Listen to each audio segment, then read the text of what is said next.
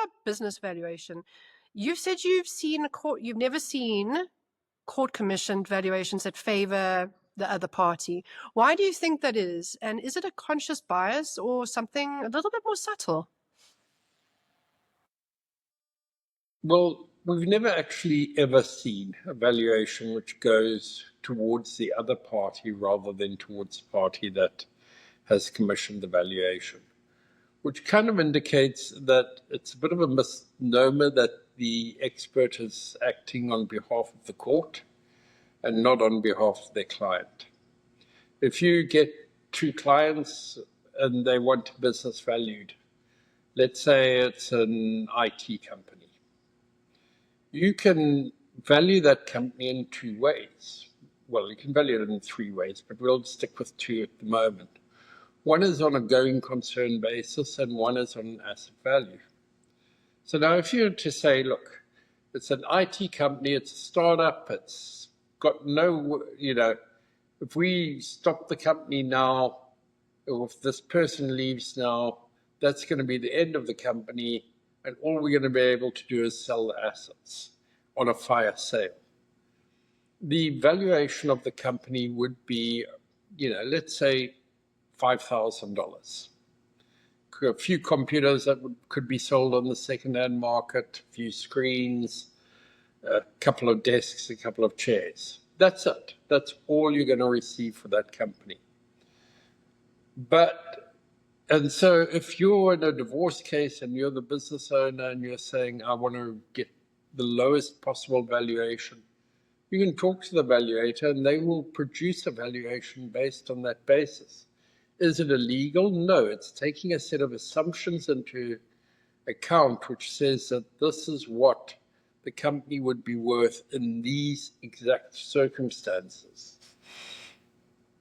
But now, if that same person was looking at getting a loan from a bank, he wouldn't want his business valuation to be $5,000 because, hey, what bank's going to loan you $100,000 on a business which is only valued at $5,000? No one. So what does he do then? He says, no, look, this is a startup. We're in this area where we've got this great growth potential. This is what's going to happen over the next 3 years. The company is going to make millions of dollars. And therefore, the company is valued at present at $2 million. Is that a false assumption? No. Is that fraud? No. It's using assumptions that have been put in place, which are completely different from the first assumption. So this is going concern. It's a business that's going to be profitable, and taking the amount of profit and using a discounted cash flow or an earnings multiplier in order to get to the value of the company. And based on that, you can have these two widely differing viewpoints on what the value of a company is. And remember that the value of the company is really, at the end of the day, only what the next person is going to be willing to buy it for. And that can only be found out when the company is sold. That being said, Dave, walk us through how the same business, like a restaurant or an accounting firm, can be valued at both 30,000 or 2 million, depending on who's asking. So again, if you have a look at a restaurant business, restaurants go out of business all the time. They get sold all the time. So if you're looking to buy a restaurant, what you do is you have a look for a restaurant which is going out of business. Restaurants fail on a regular basis.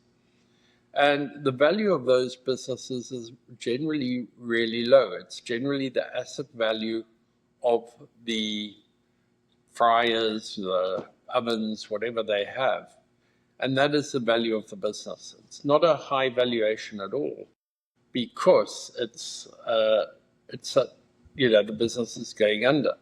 And you can show with a number of businesses that have been sold in the Toronto area, for instance, that this is the value that this business would achieve. So we recently did a restaurant where the valuators who produced one of the valuations had they'd taken all the restaurants sold in the GTA over the last 2 years, and they'd said, okay, we're just going to have a look at this set of restaurants. And they had a look at the restaurants which had all been sold at the cost of assets only. And the valuation came out at around about 60,000. And they could justify it with 20 pages of restaurants which had been sold at that value. So on the surface of it, it looked like a really good valuation. However, what they'd left out is every restaurant that had been sold as a going concern. So whether it been a Tim Hortons, which had been sold from one franchisee to another, or whether it had been a local restaurant which had been sold from one party, not a chain, but had been sold from one party to another party, they'd left all of those out because there, instead of having it been just the asset value, it was taken that this business gets this amount of clients in every day. It's growing. There's a loyal following to the business, and therefore those people are going to come back even when ownership changes. And so a good example of that was the Keg Steakhouse restaurants that were sold, and they were sold for 14 times their annual earnings. Why? Because they knew that they had a regular clientele that was going to come back year after year after year, regardless of who owned the restaurant.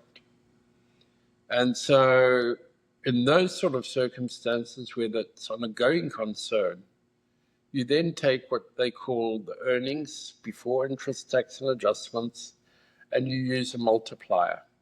Now, what is the multiplier? Well, the multiplier is the number of times that you're willing to pay in order to get that business. So you might have a multiplier of 1, which means that you want the business to be paid off in 1 year out of profits. It happens in some cases that you'd be able to sell at that rate, but generally it will be between 3, 7.5, and could go up even as high as 15. So depending on that multiplier will depend on how high the business will be valued. 1 million, 2 million, 5 million. All depends on what we take that multiplier to be. And that's why you get vastly different valuations. And it's why, as professionals, you cannot rely on a valuation to say that that is the gold standard for the valuation. No matter how many fancy graphs are in it, no matter how many businesses they've picked up which have been sold for similar values to justify their position. And that's the most important thing. They are putting those appendices in to justify their position. They're not putting them in there because that means it's right. They're putting that in there because it says that this is what I used in order to come up with a number that I think I should have come up with. And it's not an exact number. Red flags should lawyers or clients look out for when reviewing a business valuation? It seems, what's the word? Conveniently in their opponent's favor.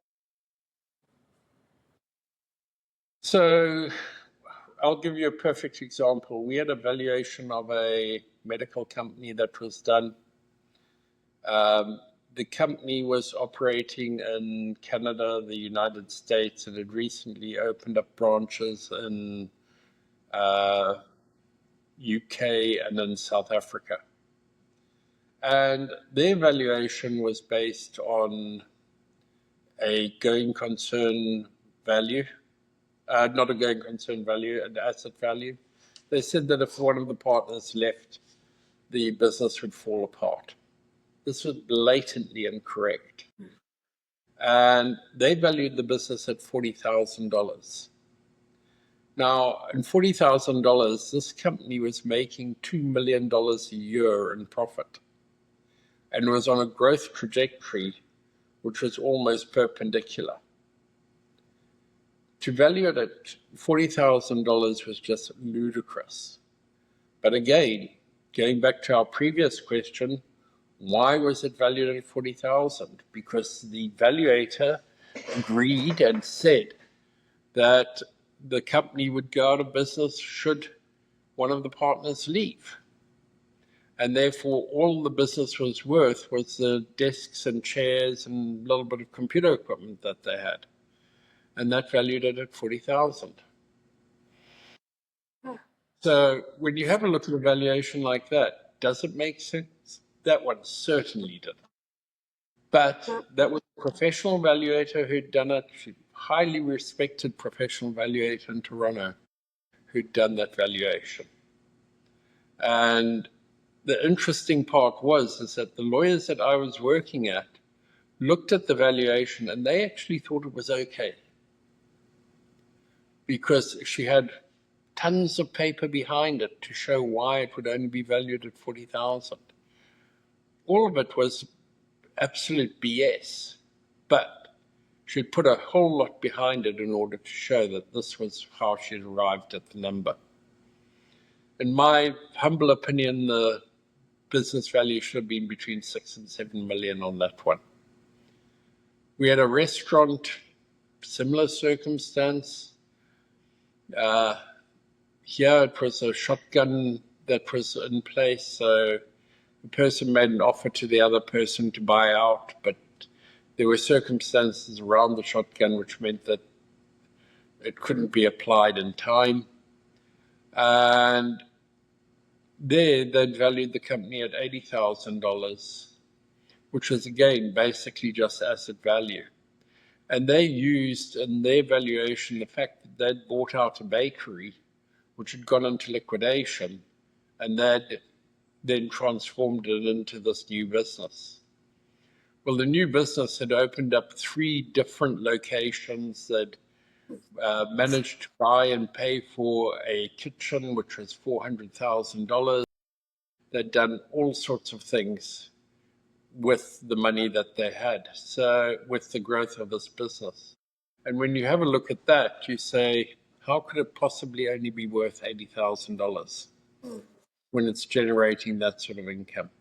And that's what lawyers should look out for, is that never rely on the valuation given to you by one party, because it goes the other way as well. I mean, if the business is valued by somebody who wants the value to be high, they can talk the value up in a valuation.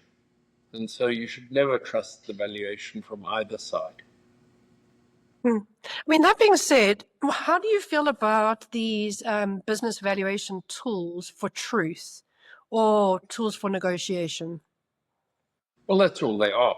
They're negotiation tools.